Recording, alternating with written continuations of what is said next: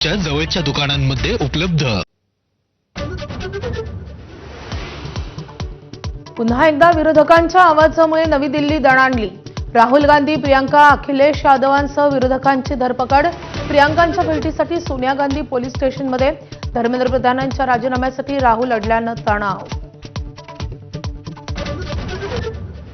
काँग्रेस जनता पार्टीचं ठिय्या आंदोलन कमकुवत करण्यासाठी मोदींनी राहुल गांधींना आंदोलनाला बसवलं।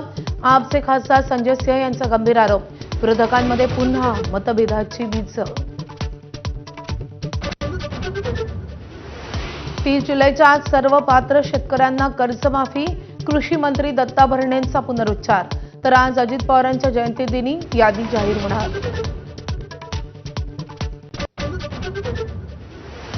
तरुणांपाठोपाठ शेतकरीही आक्रमक। उत्तरेकडील शेतकऱ्यांची दिल्लीच्या दिशेनं कूच।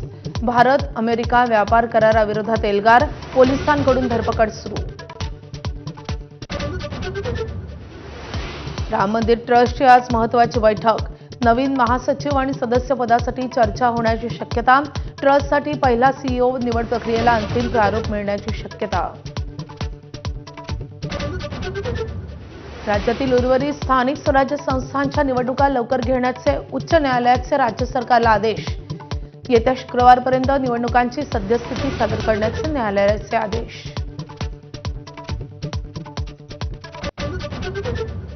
मुंबईसह राज्याच्या अनेक भागात पावसाचं कमबॅक।